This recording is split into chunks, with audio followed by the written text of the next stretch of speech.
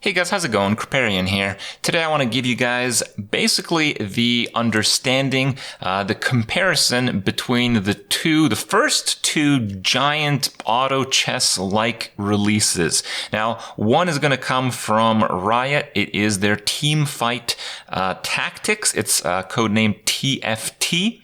And we have on the other side the game I streamed all day the other night, all day the other day, that is. It's Dota Underlords. So these two games have a lot of similarities, yet they're intertwined through a lot of interesting history. And I want to talk about that to give you an idea of what I think of them and how you may enjoy these games as well. So how did it all start? Well, it all started with a Dota mod. It was a mod in Dota, and I did play it when it started to be popular. I have one of the first videos on the game, Dota Auto Chess. It was created by a Chinese company, and they made an amazing mod. People loved it. A lot of people actually only downloaded Dota to play this mod, and people are still playing it to this day. Now, I said it was a very good game, but I'm not going to invest, day in, day out, every single day for like 4 years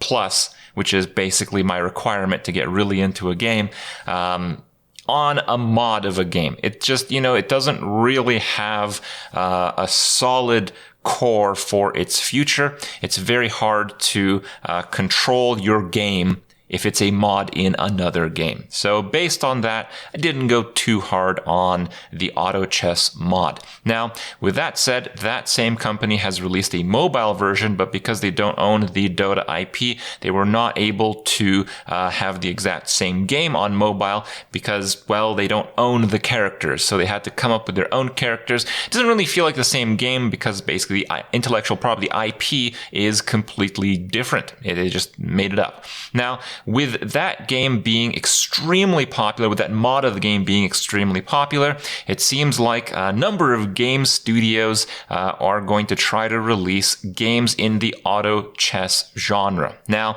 I didn't think it happened so soon, and it seems like 2019 is going to be the year of the auto chess. It seems like many big game developers are releasing their own version of it, and the first few to market seem to be going with at least what I think is the right strategy. Both of the two games I'm going to talk about today, TFT and Dota Underlords, both of them are very similar to the mod that first popularized the genre, with very small differences, small quality of life changes, way better controls. Both games have way better controls because it's hard to really not have better controls when you're built up against a mod for a different game plan that it's built in.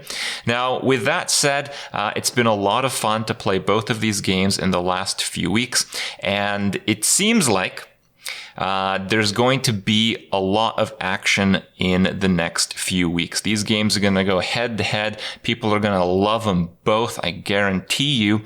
And it was just crazy how it all happened. So I went to Riot. I talked about it in the first video I made on the subject a few days ago, and I did kind of like a closed, not even beta, just a closed in development test of TFT. And I was really surprised about how awesome it was. And when I streamed a full day, I streamed like 14 or 15 hours of Dota Underlords.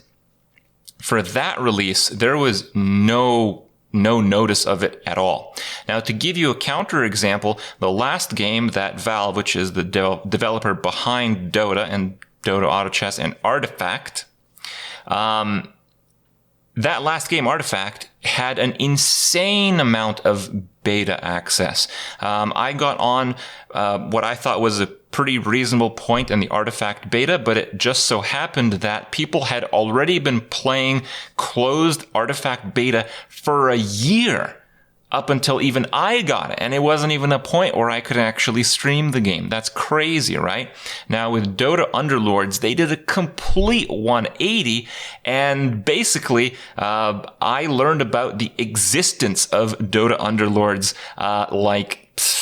10 hours before I first played it. They're like, hey, we're working on this game and we're going to let people try it tomorrow. Like, really?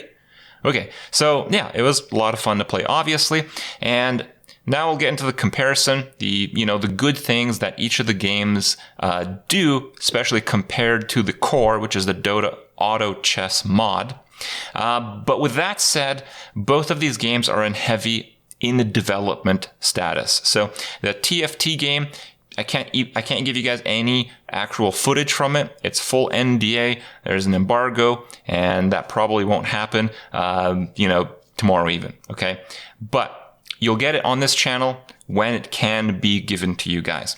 Dota Underlords, you can go ahead on Twitch and see my stream, see my VODs, and you can see me play it. So you can actually see that game. But I really think Valve just tried to push out the game as fast as possible because they're both kind of competing for the same thing.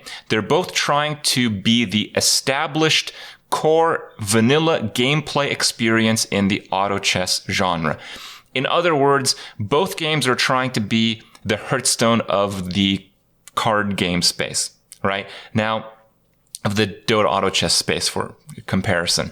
Both games don't innovate a great deal because they're trying to go for that spot. You see a new card game come out these days, and it's not like, is it exactly like Hearthstone? Maybe I like it if it's exactly like Hearthstone.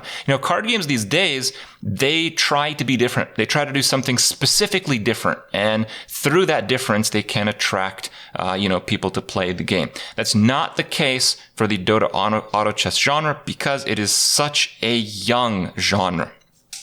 All right, let's get into the fun things. So the big things that both games do extremely well over the mod are the controls. Now, playing TFT, the controls just feel very smooth. They feel very good. You click and you move stuff on the board. It just feels good to play it. I played TFT before I did play Dota Underlords, and I was blown away by the control, the smoothness of the game, how it all worked, how it all pieces together when you put your inputs through your fingers and how it happens on the screen. It was wonderful.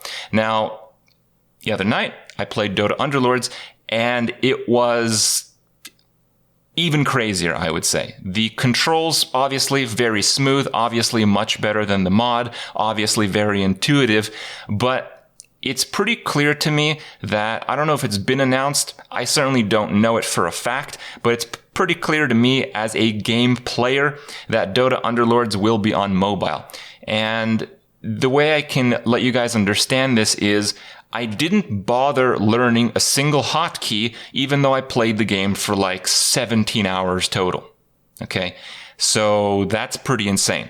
I didn't need to actually learn hotkeys. Using my mouse for absolutely everything in the game worked out perfectly fine at a fast rate.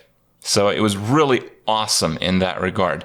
I think that game is almost built for mobile, if I had to guess. And if that game stays free to play, for example, it's not exactly free to play right now. I think you have to get an all access Dota pass or something to play it today. But I think in a week you can play Dota Underlords on Steam for free, something like that.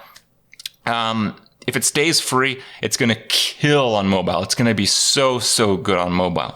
Now, I would say that the League of Legends client, their TFT Auto Chess, I think it's also going to have a very good mobile port, but it wasn't as obvious to me if they were actually going to take that direction or not. So in that regard, we will see. But to touch upon the pay structure, both games, I believe, are initially going to be free, but you guys know how games work. Eventually, the developers have to make money. So how they're going to do that may affect the quality of the game, especially because the standard of the auto chess, which was defined by the Dota mod, it's a pretty good model. It's just you can play the game, that's it. You can buy candy and get skins and stuff, but you don't really have to buy anything. So I don't think either TFT or Dota Underlords are going to go very heavy pay to win or anything because they're going to be so competitive against one another. So I don't think that'll be a big factor, but it could be. So keep your eye on it for that. Now, with that in mind, I don't have any crazy loyalty to any one game developer except maybe, I guess, Blizzard, because I've been playing Blizzard games for most of my life. But outside of that, I want both of these companies to win because at the end of the day, the more they compete for potential auto chess players as these weeks, as these months, maybe as these years unfold, the better the game standard will be. So this type of competition, maybe for these companies, is not great, but as the game player, this level of insane competition for the audience, for the players, is going to be awesome. All right, absolutely awesome. The other aspect that I really gave big shout outs to TFT is the IP. I thought the game translated the League of Legends characters extremely well. Now, I didn't play League of Legends for more than a few hours in my life, but I do know a lot about League of Legends because you might know it's a pretty popular game. And I've seen these characters. I've seen people talk about these characters. I've seen people use these characters in League of Legends. I think that TFT is an amazing port for the League of Legends characters because how people know them through a MOBA translates very well into even their specific version of auto chess. Now, when it comes to Dota's version, Dota Underlords, the characters that they used are very similar from the mod. I don't think there was a lot of character transition that had to be done. I thought, maybe they just go with it. If people like the auto chess mod, just use almost all of the characters as they are. And obviously there's some skill differences. There's a lot of stat and balance differences, a lot of trait differences. But the characters themselves, how they behave, how they act, often their ultimate skill, it's kind of the same. So it's good. It's good, but it wasn't refreshing and good. So I think you'll expect the character development in Dota Underlords to be good, but I don't quite think it's going to surprise you. All right. That, and I think that the brighter imagery, the cleaner corners that League of Legends has also translates well into TFT. And I think a lot of, especially the younger gamers, I think they will like the appeal, the overall look of the game in TFT. Probably a little bit more appealing, but we'll have to see. Once again, both games are still in pretty early development, even though, I've actually played both of them now. Overall, I want to mention that these games are both very good. I think both of them are going to be very successful, but because both of them kind of compete for that vanilla auto chess experience, there's going to be a lot of crazy things that will unfold in the next few weeks. On a personal level, I want to say that I played Dota Auto Chess, probably Dota Underlords, the official new Valve version of auto chess. Played it for about 20 hours now. And I feel that I have the game pretty well figured out. Sure, I'm going to not win every single game and all that, but I played enough to where I can see what units are good, I can see what strategies are good, and it started to feel like a little bit repetitive for me at the end of my play session, and that's understandable. Right? The mod auto chess gets updated every week or two, and people are really interested in the game because of that. Now, that is another aspect that we have to pay close attention to. I feel like this is just how these games work out. I feel like the vanilla auto chess experience, maybe it can be different if they add new play modes. Maybe you can do a cooperative against some crazy AI or something like that gets units faster and more powerful, but you have to collectively beat them. I don't know. Something like that could be really cool and could extend the lifespan of a specific unit patch.